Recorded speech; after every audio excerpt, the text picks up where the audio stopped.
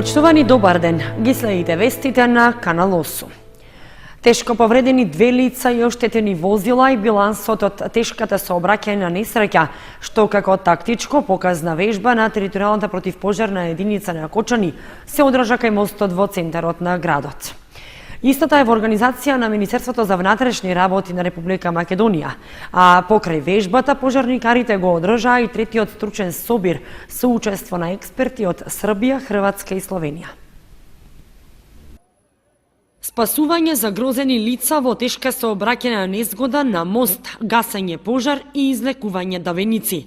Вака изгледаше сликата на активноста на која зачудено гледаа голем број граѓани, што во организација на Министерството за внатрешни работи на Република Македонија, во соработка со полициската станица Кочани и општинската територијална противпожарна единица, се одржа на мостот во центарот на градот. Станува збор за показно тактичка вежба за спасување на настрадани лица по тешка сообраќајна несреќа, со цел да се види подготвеноста на пожарникарите во случај на извлекување на лица пригмечени со возило. Вежбата ја следеа голем број граѓани, а во неа учествуваа пожарникари од територијалните противпожарни единици на Кочани и Виница, Здравствениот дом Кочани и од Министерството за внатрешни работи, Кримтехника и воздухопловните сили. Во рамките на вежбата се одржа и третиот стручен собир на пожарникарите од Македонија, на кој учествуваа пожарникари од Кочани, Виница, Берово, Пехчево, Штип, Куманово, Македонски Брод, Крима Паланка и Скопје. Од името на градоначалникот на Кочани Николчо Илиев, стручниот собир за отворен го прогласи Благој Ситновски, член на Советот на општина Кочани. Територијалната противпожарна единица е дел од организационата поставеност на единиците на локална самоуправа и има исклучително значење во општествениот систем. Верувам дека тоа сите ќе се сложат. Пред да го прогласам третиот стручен собир за отворен, сакам да искажам особено пофални зборови за сите учесници, за добрата координација на сите служби за брзи интервенции во тактично показната вежба што ја имавме денес. И пред да го прогласам за отворен овој трети случај собир, сакам посебно да ги поздравам сите гости од земјата и странство, од Словенија, Хрватска и Србија и да ви посакам успешна работа. Од оваа година ваквите предавања добија посебен меѓународен карактер со стручни предавања од експерти од странство, рекоа организаторите од Министерството за внатрешни работи на Македонија, кои што ја истакнаа и подготвеноста на пожарникарите при тешки сообраќајки. Нашата констатација е дека има потреба од постојано учење и континуирано следење на сите нови технички решенија и токму во оваа пригода и во изминативе години ние тоа на наш својствен начин го практикуваме и затоа сме тука да ги следиме тие работи. Но јас сум сигурен дека нашите луѓе се храбри и смели, зборувам за професионалците, со она опрема со која што располагаат го даваат својот максимум и знам дека им е потребна континуирана набавка на нова опрема, одржување на постоечката, програмски содржини за континуирани обуки со нови некои содржини кои што се потребни или карактеристични за секое подрачје, како што и Кочани. Така да сметам дека се спремни, но се чувствува незадоволството за набавка на нова опрема, бидејќи ова опрема е скапа и со самото работење се амортизира. Со еден заеднички континуитет и во работењето и со една заедничка соработка на сите институции ќе се надеваме дека успеавме добро, сето тоа добро да го презентираме пред граѓаните на општина Кочани, за да видиме колку сме подготвени за да можеме да интервенираме во вакви ситуации. Беа презентирани стручни предавања на актуелни теми, а предавачи беа експерти од оваа област од Македонија, Србија, Хрватска и Словенија. Ваквите предавања се важни и за нас во Србија, а уште повеќе во Македонија, бидејќи преку нив може да покажеме како работиме во тешки случаи на сообраќајни незгоди и да го пренесеме меѓународното искуство, што е од исклучително значење за секоја територијална противпожарна единица. Јас преку моето предавање ќе го пренесам искуството во вакви ситуации од пожарникарите во Москва, бидејќи извесно време работев во Русија. Како тоа ради у Русија. Имамо излагање на тему Имаме предавање на тема извлекување повредени лица од сообраќајна несреќа во тунел. Сметам дека ваквите предавања се од големо значење за сите противпожарни единици, бидејќи се идеални за размена на искуства и мислење, а ние, колегите пожарникари, меѓу себе си укажуваме на моментите што ни се случиле и како сме се снашле во тешки и непредвидливи ситуации. можемо заеднички иći напред. Размена искустава, значи... Моето излагање на ова предавање е на тема сигурност и заштита на болниците и здравствените установи од пожари. Работев на таа област за заштита од пожари во Европа и Азија, така што на предавањето преку темата што ја споменав, ќе можам да им го објаснам и пренесам искуството на квалитетот на заштита од пожари во овие земји, а истото да почне да се применува во Македонија и соседните држави. Наших земји. Средбата на пожарникарите заврши со посета на културно-историски објекти во Кочани и со традиционална пожарникарска вечер во ресторанот Амор. Локалната самоуправа на Кочани во 2018 година финансиски ќе ги поддржува културните активности за кои постои законска можност тоа да го прави. Зашто подобро планирање на буџетските средства за таквата намена, во четврток ќе организира јавна трибина со граѓаните. Општина Кочани во текот на оваа недела ќе организира уште една јавна трибина со граѓаните, за да ги слушне нивните мислења околу планирањето на парите од буџетот, што треба да се одделат за активности од областа на културата во 2018 година. Веќе е упатен повик за учество до сите заинтересирани здруженија, институции од културата и сите уметници и поединци, кои можат да дадат придонес во ефикасното распределување на средствата, со кои би се постигнали подобри резултати.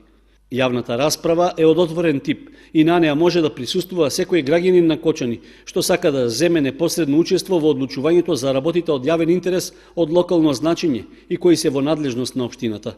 Трибината е закажана за вчетврток, 16 ноември, со почеток од 18 часот во салата на Советот на општина Кочани. Како што претходно информиравме, неделава ќе се одржи уште една трибина, на која ќе се разгледува распределбата на парите од општинскиот буџет наменети за спорт. На оваа јавна расправа исто така можат да учествуваат сите здруженија, спортски работници и поединци граѓани кои сакаат да дадат придонес во планирањето на буџетските расходи. Трибината ќе се одржи во вторник, 14 ноември, од 18 часот и 30 минути во салата на Советот на општината. Со одржувањето на јавните расправи и вклучувањето на граѓаните, локалната самоуправа на Кочани ја подобрува транспарентноста и овозможува подобар увид во планската распределба на парите што се собираат во општинската каса. Сдруженијето на граѓани Светла иднина го организираше вториот форум од проектот Сдружени сили за заеднички интереси, чија цел е решавање на конкретни проблеми во ромската заедница. Според веќе определените насоки ќе се бара решавање на еден приоритет во областа на инфраструктурата, образованието и заштитата на животната средина.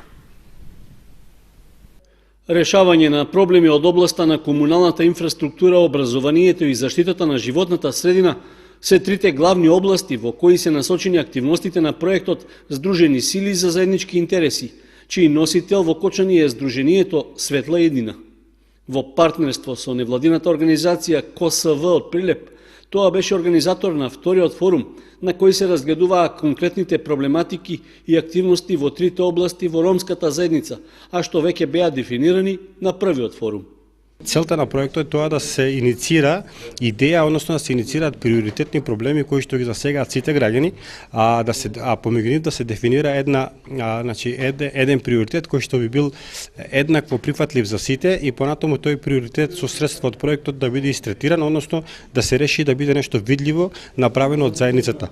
Тоа кога ќе биде направено би значило еден процес во кој што граѓаните ќе научат еден процес како понатаму да се здружуваат и како понатаму да се ги бараат своите интереси.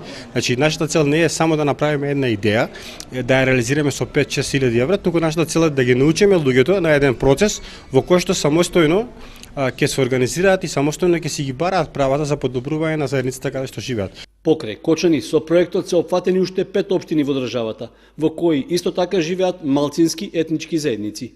Во досегашните форуми се појави голем интерес за учество на овие форуми, бидејќи преку овие форуми се опфаќаат кои се оние заеднички приоритети, односно кои се заеднички прашања што треба да се решат во секоја општина Значи на сите 4 форуми ќе се работи во тематски групи, односно во оние области во кои има некои проблеми кои треба да се решат.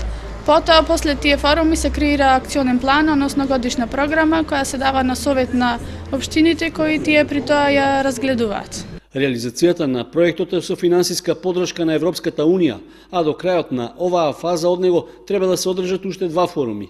На нив ќе се избере најдобрата прифатлива иницијатива за да се определи на кој проблем ќе се насочи фокусот и ќе се вложат средствата.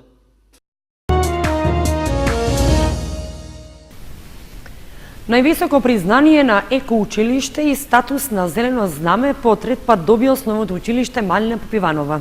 Официјално му беше доделено на 7-миот Еко Самит, што се одржа во Скопје. Основното училиште Малина Попиванова по трет пат се стекна со признанието Зелено знаме, која го доделува светската организација ОХО, поддржана од швајцарската амбасада. Со добивање зелено знаме и оваа образовна институција по трет пат го доби епитетот екоучилиште. Целта на проектот е заштита на животната средина и нејзина интеграција во воспитно-образовниот процес и подигање на свеста кај учениците, наставниците и техничкиот персонал за заштита на животната средина, а се овозможува теоретското знаење да се примени во секојдневниот живот. Знамето и официјално му беше доделено на училиштето на 7-миот Еко Самит, што се одржа во Скопје.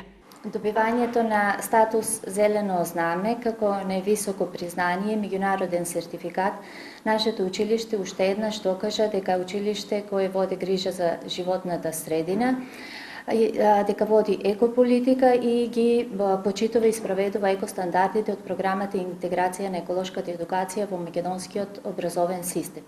Оваа награда за нас има посебно значење, особено во време кога постојано се зборува за екологијата и загадувањето на животната средина. Најмладите испраќаат порака на возрастните на кој начин се грижат и можат да дадат свој допринос во светските напори за зачувување на планетата Земја како наш единствен дом на живење. Главна придобивка од оваа награда е вклучувањето во светската мрежа на екоучилишта, аплицирањето на проекти, вклучување во национални и меѓународни надпревари, како и финансиска поддршка од невладината организација ОХО. Оваа година нашето училиште се вклучи во твининг проектот кој го организира Федерацијата за еколошка едукација и има можност да соработува со екоучилиште од Словенија, со кое во текот на оваа учебна година ќе организираме заеднички екоактивности, кампањи и слично.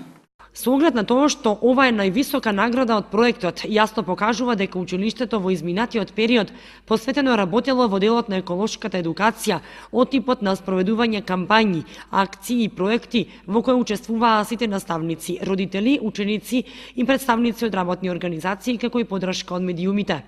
Основното училиште Малина Попиванова ќе продолжи со реализирање на активностите од оваа програма, а со тоа ќе се работи на креирање на нови генерации кои што ќе се грижат за животната средина, односно ќе ги прифатат стандардите и принципите на современото урбано живење, во која одговорноста ја има секој поединец, додаде Охомуш. Програмата Интеграција на еколошката едукација во македонскиот образовен систем се спроведува задолжително во сите образовни и средни училишта и градинки и во сите приватни училишта и ученички домови. Ротари клубот Кочани Виница викендов беше организатор на хуманитарна оризова вечер, на која присуствуваат членовите од клубот, како и гости од други градови во Македонија, Бугарија и Србија. Главна цел на дружењето беше собирање финансиска помош за уредување на дел од просторот во основното училиште Свети Кирил и Методи во Кочани. Трета година поред, Ротари клубот Кочани Виница беше домаќин и организатор на оризовата хуманитарна вечер, што викендов се одржа во хотелот Градче. Присуствуваа поголем број членови на клубот, како и нивни гости од другите клубови во Македонија, но и од странство. Секоја година раководството на Ротари клубот средствата што се собираат како донации ги наменува за хуманитарна цел, а годинава парите ќе се вложат за уредување на едно од основните училишта во Кочани. Оваа година истата овие средствата што ќе ги собереме ги наменуваме за хортикултурно уредување, односно оплеменување на еден од холовите натрешен дел во основното училиште Кирил и Методи, каде што планираме тој дел да го оплемениме, да поставиме канделабри, да поставиме бекатон плочки, значи да го уредиме, каде што учениците, особено оние од најмалите категории и генерации, ќе можат заради нивната безбедност во склоп на училиштето да ги уживаат своите ужинки. Тоа е целта. Ние веќе имаме дружба, имаме соработка со сите ротари клубови од Македонија. Оваа вечер ќе бидат присутни Штип, Куманово, Кавадарци, Битола, а исто така имаме соработка и со клубови од земјите во регионот, така да оваа вечер гости ќе ни бидат од ротари клубовите Сремска Митровица, Ниш, ќе дојдат гости од Бугарија, од ротари клубот Банско Разлог, така да имаме поддршка и од нив. До крајот на годината Ротари клубот Кочани Виница планира да биде организатор на уште едно дружење, на кое покрај забавата ќе има и едукативен дел. Планирано е предавање посветено на одбележувањето на Мовембер, месецот на борба против карцином на простатата, кој е втор причинител за појава на рак кај машката популација. Собраните средства од ова дружење ќе бидат уплатени во фондацијата Мовембер заради подигање на јавната свест и подобра заштита од ова заболување.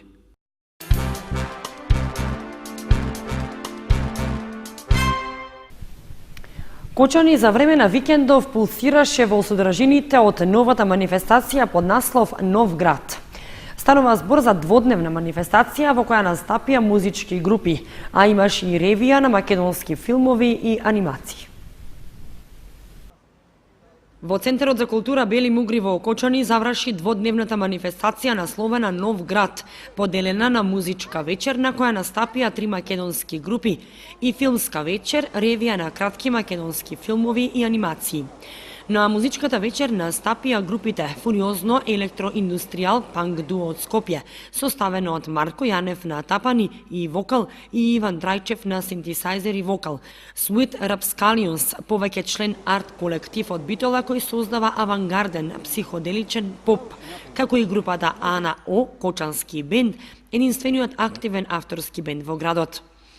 Во малата сала пак на Центарот за култура беа прикажани проекциите на македонски кратки филмови и анимации. Чевли, Бранко Костески, Ке дојда децата, Ана Јакимска, Човекот кој не беше таму и вистинската приказна за Хансел и Гретел, Гоце Цветановски, Девојката што паѓа, Владимир Лукаш, Кружното патување на Марето, Жарко Иванов, Пепи Муто, Георги Уковски, Конзо и Иван Ивановски, Зелени зидови, Црна храна, Сандра Ѓоргиева и филмот Направи сам од Андреј Ѓоргиев.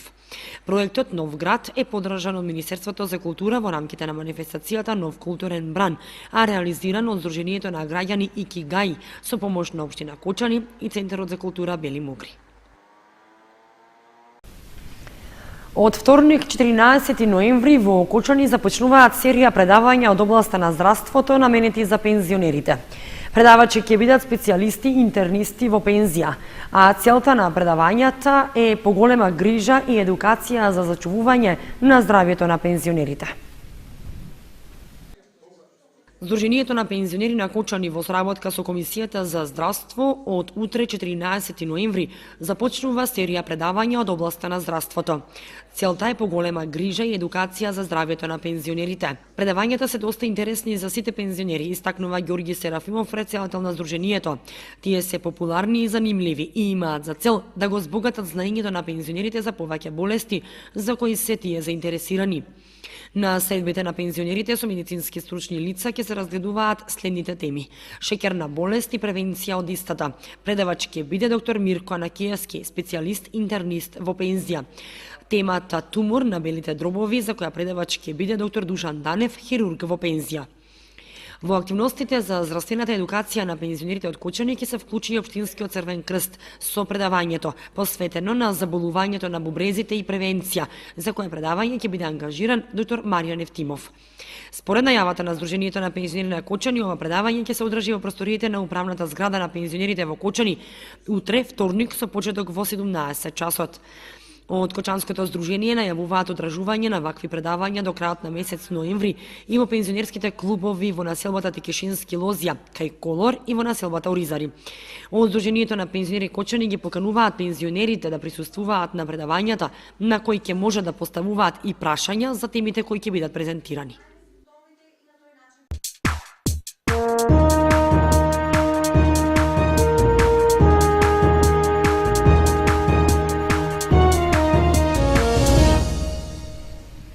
Следува информацијата од спортот.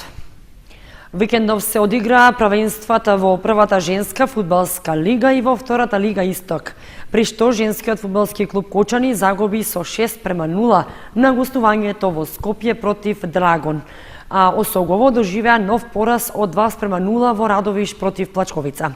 Во третата кошаркарска лига пак Баскет Дино на домашен терен ја постигна третата победа во овогодишното првенство против екипата на Баскет Кам од Каменица. Во 12-тото коло во првенството на втората фудбалска лига Исток, што се одигра во саботата, екипата на Осогово се врати со празни раце од гостувањето во Радовиш против тимот на Плачковица. Домакините беа убедливи и ги совладаа жолто-сините со 2:0, со што кочанскиот второлигаш ја продолжува серијата порази. Таквиот резултати можеше да се очекува, особено по низата слаби настапи во есенскиот дел, а дополнително и со проблемите во клубот со оставката на управниот одбор и на стручниот штаб. Загубените бодови во Радовиш ја зацврстија нашата екипа на последното место на табелата, а потешкиот дел допрва предстои, со оглед што во следното коло на домашен терен Осогово ќе го пречека лидерот Беласица. Викендов се одигра и седмото коло од првенството на првата фудбалска лига во женска конкуренција. По високата минатонеделна победа на домашен терен против новаилијата Њу Йорк, женскиот фудбалски клуб Кочани доживеа сериозен пораз на гостувањето во Скопје против лидерот на табелата Драгон 2014. Скопјанки не дозволија изненадување и ги совладаа гостинките со 6:0, при што по 2 погодоци постигнаа Андреевска и Битевик, а по 1 Емини и Шебек. Во следното коло на стадионот Никола Мантов ќе гостува женскиот фудбалски клуб Тетово 2017, екипа која има 9 бода, 2 повеќе од Кочани и се наоѓа едно место погоре од нашиот тим кој сега е 8 пласиран. Викендов се одиграа и надпреварите од четвртото коло во првенството на третата кошаркарска лига. Екипата на Баскет Дино на домашен терен го пречека тимот на Баскет Кам од Каменица и го победи со 97:90. И покрај тоа што гостите оваа сезона за прв пат настапуваат во лигата, ги намачија нашите млади кошаркари, кои дури во последната четвртина со поголемото искуство успеа да направат резултатска разлика и да ги освојат бодовите. Во 4 одиграни кола, ова е трета победа за Баскет Дино, со што во моментот тимот е на третата позиција на табелата. Во следното коло, екипата на тренерот Сашо Лазаров ќе гостува во Скопје против Партизан Мултишпет. В среда пак започнува и првенството во младинската лига до 14 години, а во второто коло Баскет Дино како домакин ќе се сретне со тимот на МВП Академија од Струмица. Надпреварот ќе се игра во салата кај гимназијата со почеток од 13 часот. Во втората футсал лига се одигра четвртото коло, во кое играат двете кочански екипи, Унипап и Торпедо. Подобар беше постариот и поискусен тим на Унипап, кој го победи дебитантот Торпедо со 6:1. Помош во опрема донираше Фудбалската федерација на Македонија за клубовите од третата лига Исток. На примопредавањето во Кочани присуствуваа представници од клубовите во лигата, како и од раководството на федерацијата. По еден пар мрежи за головите и по 5 фудбалски топки добија сите клубови кои се надпреваруваат во третата фудбалска лига Исток. Оваа опрема е донација од Фудбалската федерација на Македонија, што и досега повремено се правеше во рамки на можностите и за останатите клубови во лигите. Представниците на клубовите дојдоа лично во седиштето на третата лига во Кочани за да ја подигнат донацијата, изразувајќи благодарност и задоволство што колку толку ќе ја подноват до трајната опрема. Од федерацијата рекоа дека се трудат да им помагаат на сите клубови, без разлика во кој ранг се надпреваруваат. Меѓу другото, целта на оваа помош е за клубовите од третите лиги, значи имаме 6 региони во Македонија, каде што имаме клубови тотална бројка од 71 и одредена помош од страна на Фудбалската федерација, тоа се мрежи за голови и фудбалски топки. Ние пред да ги поделиме овие топки направивме една анализа, извршивме посета, ги слушнавме потребите на клубовите и потребите на клубовите во овој момент беше токму за оваа опрема. Ние како Фудбалска федерација стоиме на страна на клубовите, нивните барања, секогаш кога сме во можност ќе им излеземе во пресрет. Донација во опрема од Фудбалската федерација на Македонија досега добија и клубовите во првата лига во машка и во женска конкуренција, а Поповски најави оти во план е во наредниот период на сличен начин да им се помогне и на фудбалските второлигаши. Иако не можеше да каже кога, каква опрема и со колкава вредност ќе биде таа, тој додаде дека ова ќе биде определено доправа според финансиските можности на Федерацијата.